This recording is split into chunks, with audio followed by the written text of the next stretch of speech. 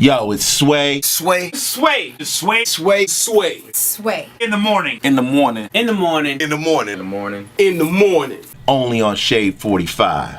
Wake your fuck ass up. Yeah. Bitches. Sway in the morning, Shade 45, 22 minutes past the top of the hour. Citizens, we are talking about Alzheimer's today with Kelly Kinkaid, and we're joined by a special guest, Miss Leeza Gibbons. Leeza. So, Leeza, I was saying 5.4 million Americans are living with the Alzheimer's disease. And another fact that I thought was interesting, that Alzheimer's disease is the 6th leading cause of death in the United States. And I want to talk more about, you have a book that is called Take Your Oxygen First. And let's talk about your journey. Why is Alzheimer's disease important, and why are you on the crusade to talk about it? Well, the title of the book really is my mantra, which is, if you are in a family where someone you love has this disease, I know you want to give them everything and you want to take care of them as best you can. But the best way to love that person is to breathe deeply, like they say on the airplane, put your mask on before helping someone else. And every mother's like, no, because, we're nurturers and we take care of others, and that's what we love to do. But the way to take care of someone else is to first make sure that you, mind, body, soul, spirit, are being nourished. Right. Make sure that you're breathing deeply and getting the support that you need, because you've got to go the distance. This is not a sprint, it's a marathon.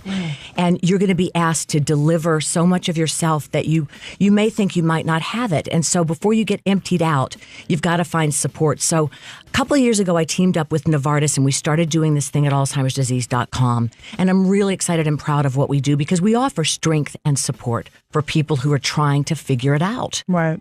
For people who may not know, what is Alzheimer's? They barely be able to say the word. Can you explain what Alzheimer's is? It is the most common form of dementia, and it is a memory-robbing illness that affects your cognitive functioning. So ultimately it will, and the way that it presents, and again, I'm speaking as a layperson, as a family member whose mother and grandmother both died of this disease, but I'm not a doctor. But and those of you who have experienced it know this, I thought my mother at first was drinking too much because she was repeating herself. She started acting in a way that wasn't like her personality. And I thought, her world's just maybe too small. Mm-hmm. Maybe we need to create more excitement for her. And I realized now that she was really self-medicating with a little bit of wine. She was, because she wanted to numb the feeling. She was afraid, but she had Alzheimer's disease, and it's not just natural forgetfulness that comes with old age. Forgetting where your car keys are, that's forgetfulness. Forgetting what the car keys are for, that's Alzheimer's. Wow. So it's very hard. It is difficult to diagnose because it's a diagnosis of exclusion. So that's why it's important, if you even think it's going on, don't pull the covers up over your head. You got to get in there and start trying to figure out, is this what we've got? Because in the early stages is when meds are most effective. Right. That's when you have the best chance of getting ahead of this tsunami. Leeza, let me take some calls. The phone lines have lit up. 888-742-3345. Todd in Florida, good morning. Hey, good morning, Heather B. Hey, Leeza, how are you? Hey, good, thanks. Yeah, I have a question. I'm a home health care rep here in Florida, and something that I've noticed, I deal with doctors and I deal with patients, and it's just an awful, awful disease. But the people and the patients that I see, they tend to have led these extraordinary lifestyles. They've been extremely intelligent. They work for the Pentagon. They work for the Navy. They worked here and there. And something I've noticed, they were all extremely, extremely intelligent.